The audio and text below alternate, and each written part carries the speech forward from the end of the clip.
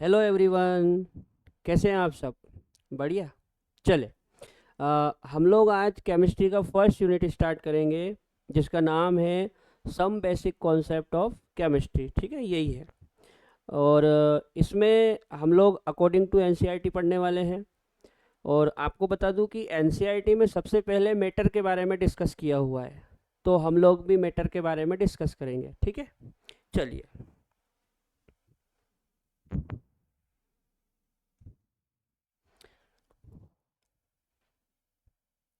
Matter को हिंदी में द्रव्य कहा जाता है। क्या कहते हैं? द्रव्य। अब सबसे पहली चीज ये कि द्रव्य क्या होता है। तो देखो, हर एक वह वस्तु जो स्थान घेरती है और जिसमें द्रव्यमान होता है उसे मैटर कहते हैं। ठीक है, परिभाषा हो जाएगी,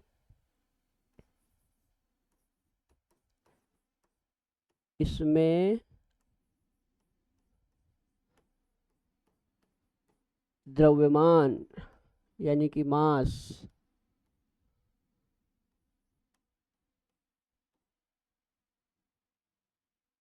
होता है और स्थान घेरता है।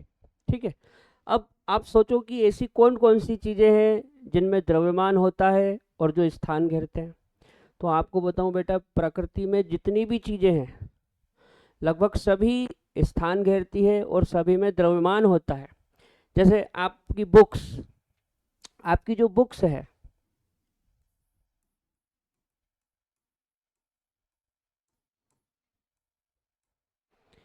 इनमें भी द्रव्यमान होता है और ये भी स्थान घेरती है, मतलब ये भी मैटर है। ठीक है, जैसे पेंसिल, पेंसिल भी, इसमें भी द्रव्यमान होता है और ये भी स्थान घेरती है। ऑर्गेनिज्म, जीव, कोई भी जीव हो सकता है क्योंकि हर एक जीव का द्रव्यमान भी होता है और वो स्थान भी घेरता है। ठीक है, मैटर समझ में आया? मैटर कौन?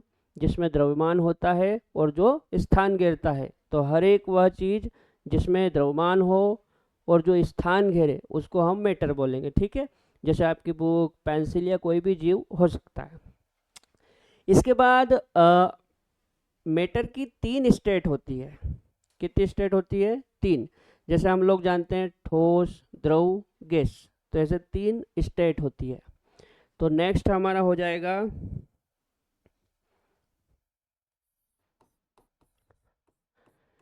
State of matter. हिंदी में बोलेंगे बेटा द्रव्य की अवस्थाएं। क्या बोलेंगे? द्रव्य की अवस्थाएं।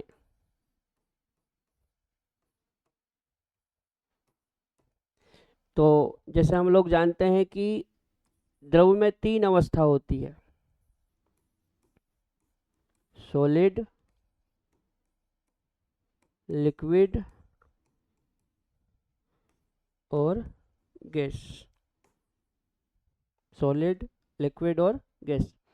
सॉलिड को ठोस बोलते हैं, लिक्विड को द्रव कहते हैं और गैस गैस होता है। अच्छा, अब एनसीईआरटी इनके बारे में क्या बोलती है, सॉलिड, लिक्विड और गैस के बारे में, तो वो हम लोग एक चार्ट के अकॉर्डिंग समझेंगे। ठीक है, आगे बढ़े।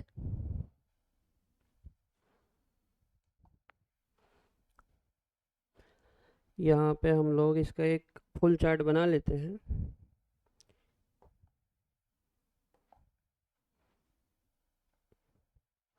इसमें चार पार्टीशन है जिसमें एक में हम लोग लिख लेते हैं गुण।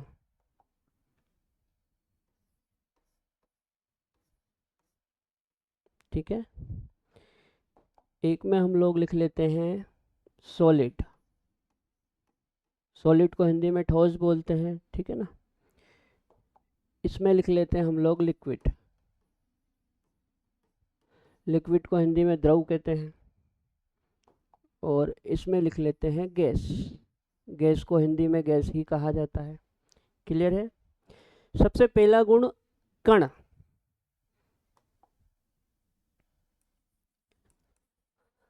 कण मतलब पार्टिकल। इनके कण कैसे होते हैं? तो देखो, जो ठोस के कण होते हैं वो बहुत पास पास होते हैं, इसलिए हम ठोसों को आसानी से पकड़ सकते हैं और देख सकते हैं। तो यदि मैं डिजाइन बनाऊं तो इस तरह से बना सकते हैं अपन।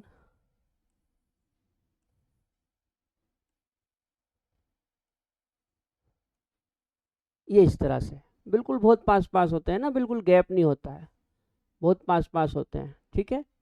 अच्छा, लिक्विड के पार्टिकल्स की बात करें तो जो लिक्विड के पार्टिकल्स होते हैं वो थोड़े दूर दूर होते हैं। जैसे कुछ पार्टिकल मान लो ये है, कुछ पार्टिकल इस तरह से थोड़े दूर दूर होते हैं। और गैस के पार्टिकल की बात करें तो गैस के जो पार्टिकल्स होते हैं यानी कि कण, वो और भी दूर दूर होते हैं इस तरह से। ठीक है। पहला जो गुण है वो समझ में आया। हम लोग बात कर रहे हैं पार्टिकल्स की। पार्टिकल्स मतलब कण। सॉलिड के जो पार्टिकल्स होते हैं वो बहुत पास पास होते हैं, इसलिए हम सॉलिड को आसानी से देख भी सकते हैं और पकड़ भी सकते हैं। लिक्विड के पार्टिकल थोड़े दूर दूर होते हैं, इसलिए इनको देख तो सकते हैं लेकिन पकड़ नहीं सकते। और जो गैस के पार्टिकल है वो और भी ज़्यादा दूर दूर होते हैं, ना तो आप इसको देख सकते हैं ना पकड़ सकते हैं। क्लियर। अच्छा, अगला अगला गुण हो जाएगा बेटा आयतन।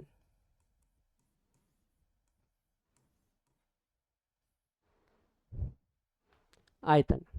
तो आयतन क्या होता है? कोई वस्तु जितना स्थान घेरती है उसे उस वस्तु का आयतन कहा जाता है। ठीक है। जैसे आपकी बुक्स को आप किसी जगह पे रखो तो वो जितना स्थान घेरती है वो उसका आयतन हो जाएगा। नहीं, जैसे पेन, ये पेन को मैंने मान लो हाथ पे रख दिया, तो मेरे हाथ पे इसने जितना स्थान घेर रखा है वो इसका क्या हो जाएगा? आयतन हो जाएगा। ठीक है। अब यदि हम सॉलिड के आयतन की बात करें तो जो सॉलिड का आयतन होता है वो निश्चित होता है। कैसा होता है? निश्चित।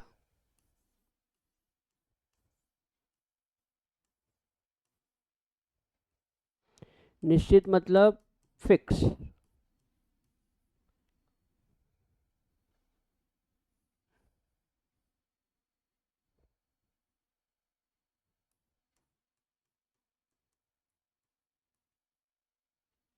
फिक्स होता है मतलब ये कि आप ठोस को कहीं भी रख दो उसका आयतन बदलेगा नहीं। जैसे आपकी बुक्स है, आपकी बुक्स को आप बैग में रखो या टेबल पे रखो, वो जितनी जगह बैग के अंदर घेर रही है उतनी जगह टेबल के ऊपर भी घेरेगी। यानी कि ठोस का जो आयतन है वो निश्चित है, फिक्स है, बदलेगा नहीं। अच्छा, लिक्विड की बात करें तो लिक्विड का भी आयतन बेटा निश्चित होता है। ठीक है। कैसा होता है? निश्चित, फिक्स्ड। जैसे आप समझने के लिए 1 लीटर पानी ले लो। अब 1 लीटर पानी आप किसी बोतल में रखो या किसी दूसरे बर्तन में रखो, वो जितना स्थान बोतल के अंदर घेर रहा है उतना ही स्थान वो दूसरे बर्तन में भी घेरेगा। मतलब लिक्विड का भी आयतन निश्चित होता है, फिक्स होता है, बदलेगा नहीं। लेकिन गैस के आयतन की बात करें तो गैस का आयतन होता है अनिश्चित। कैसा होता है? अनिश्चित।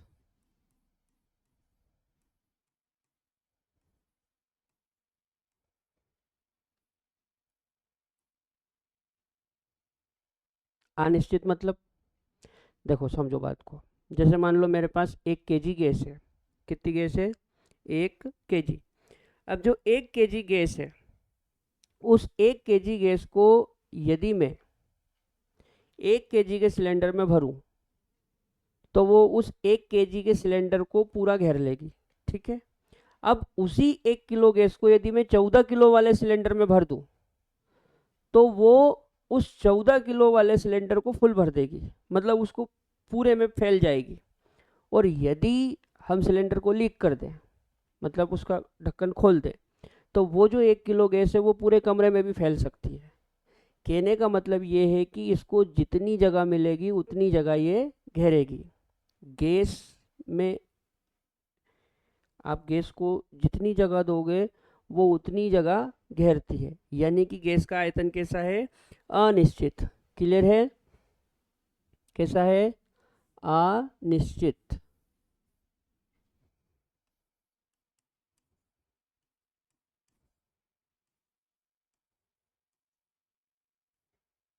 ठीक है, चले अब दूसरी बात करते हैं अपन आकार की।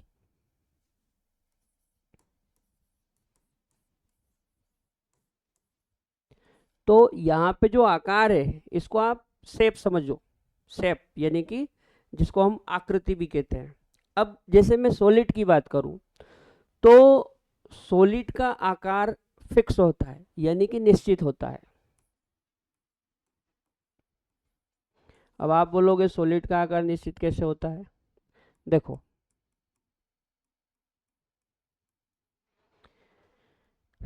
आप बताओ, आपकी बुक का आकार यानी कि उसकी जो शेप होती है क्या वो बदल सकती है? नहीं। आप उसको बैग में रखो या टेबल के ऊपर रखो, उसकी शेप नहीं बदलेगी, यानी कि उसका जो आकार है वो निश्चित है, फिक्स है। अच्छा, लिक्विड की बात करते हैं। लिक्विड का आकार कैसा होना चाहिए, सोचो। तो आपको बताऊं, लिक्विड का आकार अनिश्चित होता है। कैसे? जैसे आपने 1 लीटर पानी लिया, 1 लीटर पानी को यदि आप किसी बोतल में भरोगे तो वो बोतल की शेप ले लेगा। ठीक है। किसी दूसरे बर्तन में रखोगे तो जिस बर्तन में रखोगे उस बर्तन की शेप ले लेगा, यानी कि लिक्विड का आकार निश्चित नहीं है। निश्चित नहीं है तो फिर कैसा है? अनिश्चित।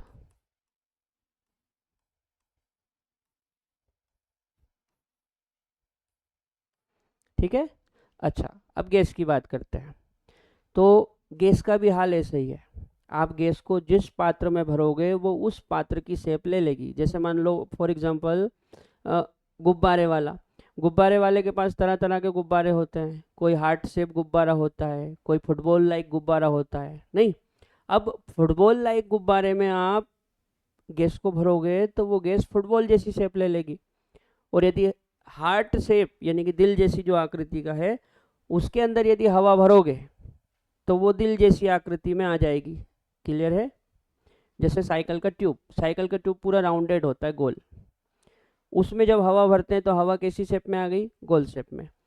यानी कि बर्तन के हिसाब से या जो भी पात्र होता है उसके हिसाब से गैस की जो शेप है वो बदल रही है, यानी कि इसका आकार निश्चित नहीं है।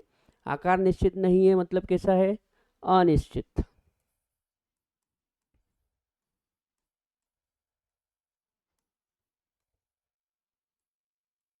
ठीक है।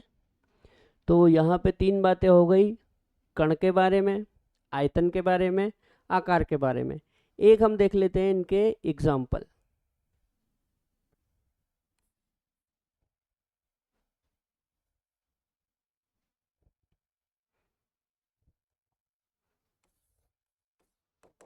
तो ठोस का आकार आपकी बुक्स हो सकती है, सॉरी, ठोस का एग्जाम्पल आपकी बुक्स हो सकती है। यहाँ पे लिक्विड का एग्जाम्पल हम वाटर ले सकते हैं, पानी। ठीक है ना? और ओ सॉरी, यहाँ पे थोड़ा सा गलत हो गया।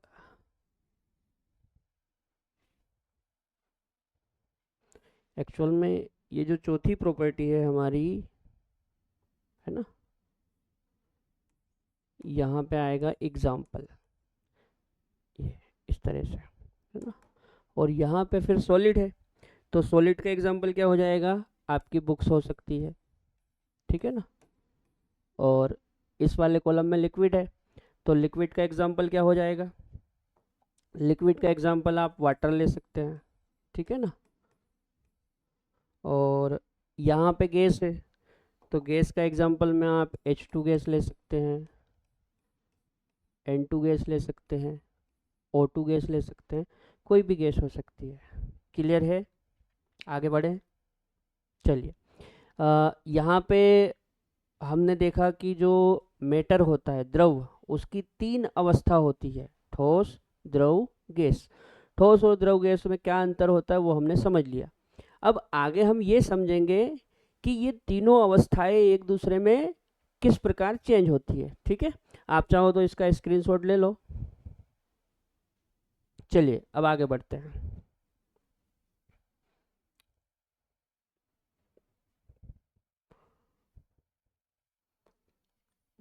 ये पे कहाँ से होगा?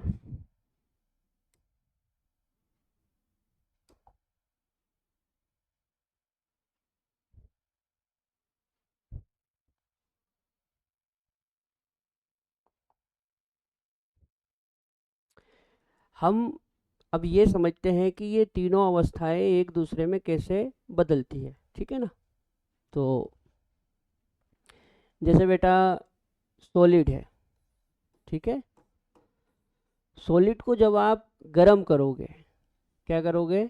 गरम, हीट, तो जो सॉलिड है वो लिक्विड बन जाएगा।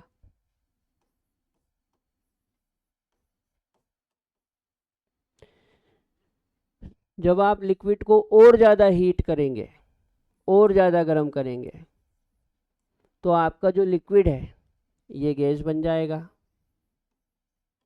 ठीक है ना। अब इसका उल्टा भी पॉसिबल है, जैसे हमने लिक्विड को जब हीट करा तो वो गैस बना। अब आप ऐसा करो, गैस को ठंडा कर दो, कूल कर दो, तो गैस को जब आप ठंडा करेंगे यानी कि कूल, तो वो फिर से लिक्विड बन जाएगी। उसी प्रकार जब आप लिक्विड को कूल करेंगे यानी कि ठंडा करेंगे, तो वो क्या बन जाएगा? सॉलिड बन जाएगा। देखो समझाता हूँ, जैसे फॉर एग्जांपल आइस, बर्फ। बर्फ को यदि थोड़ा सा हीट दे दें तो बर्फ पिघल के पानी बन जाती है। क्लियर? अब जो पानी है इसको यदि हम उबालें, गरम करें, तो उबालने पे पानी गैस बनता है, ये आपने सबने देखा है।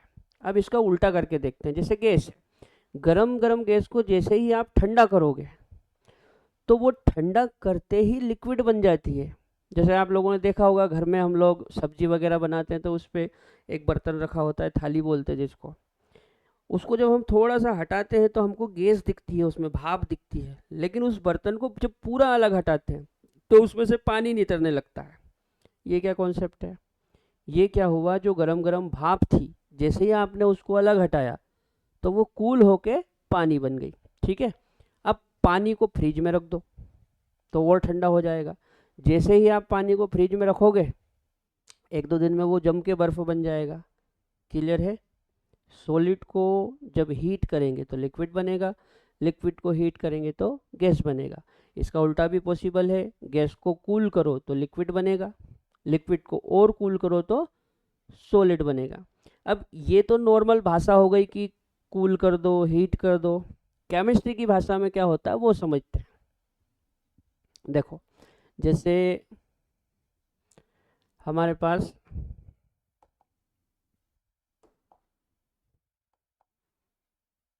सॉलिड है, ठीक है, एक लिक्विड है और एक गैस है। ठीक, जब सॉलिड को आप हीट करोगे, ठीक है ना, सॉलिड को जब आप हीट करोगे तो ये लिक्विड बनेगा। ठीक है, और लिक्विड को जब आप हीट करोगे तो ये क्या बन जाएगा? गैस। गैस को जब आप कूल करोगे तो ये क्या बन जाएगा? लिक्विड। और लिक्विड को जब आप कूल करेंगे तो ये क्या बन जाएगा? सॉलिड। अब इन प्रोसेस को बोलते क्या है? देखो, सॉलिड को जब हम गर्म करते हैं तो वो पिघलने लगता है। ठीक है, पिघलने लगता है या गलने लगता है, उस चीज़ को हम लोग कहते हैं मेल्टिंग। क्या बोलते हैं? मेल्टिंग। ठीक है, जब लिक्विड को हम गर्म करते हैं तो वो बॉईल होने लगता है, उबलने लगता है। ठीक है, तो यहाँ पे हम लिखेंगे बॉइलिंग। क्लियर है? इसी प्रकार गैस को जब आप कूल करते हो तो कूल करने पे वो लिक्विड बन जाता है। इस चीज को बोलते हैं कंडेंसेशन। क्या बोलते हैं? कंडेंसेशन। कंडेंसेशन को हिंदी में बेटा संघनन कहते हैं। कंडेंसेशन को हिंदी में क्या कहते हैं? संघनन। ठीक है। अब लिक्विड को जब आप कूल करोगे तो वो सॉलिड बन जाएगा, तो यहां पे लिक्विड के कूल होने को बोलते हैं फ्रीजिंग। फ्रीज तो आपने सुना ही है, फ्रिज के अंदर रख दो तो क्या हो जाएगी? फ्रीजिंग। ठीक है। अच्छा, कुछ केसों में जो सॉलिड है वो हीट करने पे डायरेक्ट गैस बन जाता है। जो सॉलिड है वो हीट करने पे डायरेक्ट क्या बन जाएगा? गैस। मतलब लिक्विड वाली अवस्था नहीं आएगी। जैसे फॉर एग्जांपल कपूर, आपने देखा होगा कपूर, कपूर में जब आग लगाई जाती है तो थोड़ी देर बाद कपूर गायब हो जाता है, माने लिक्विड अवस्था में आया ही नहीं, डायरेक्ट क्या बन गया? गैस। इस चीज को हम लोग बोलते हैं सब्लिमेशन। क्या बोलते हैं? सब्लिमेशन। सब्लिमेशन को हिंदी में ऊर्ध्वपातन बोलते हैं। क्या बोलते हैं? ऊर्ध्वपातन। एक बार समझ लो, सॉलिड को जब मेल्टिंग करेंगे तो लिक्विड बनेगा। मेल्टिंग मतलब होता है गलना या पिघलना। लिक्विड को जब हम बॉइलिंग करेंगे तो वो गैस बनेगा। बॉइलिंग मतलब होता है उबलना या क्वथन। जब आप गैस को कूल करोगे यानी कि उसका कंडेंसेशन करोगे तो वो लिक्विड बन जाएगा। कंडेंसेशन को हिंदी में बोलते हैं संघनन। क्या बोलते हैं? संघनन। उसके बाद जब आप लिक्विड को कूल करोगे तो वो सॉलिड बनेगा। इस चीज को बोलते हैं फ्रीजिंग। फ्रीजिंग मतलब होता है जमना। जैसे आप फ्रिज के अंदर कोई चीज रख देते हो तो वो जम जाती है, ठोस बन जाती है, उसको बोलते हैं जमना या हिमीकरण। ठीक है। अब आप लोग इसका स्क्रीनशॉट ले लो और नेक्स्ट वीडियो में हम लोग देखेंगे मैटर का क्लासिफिकेशन। ठीक है। तब तक के लिए बाय।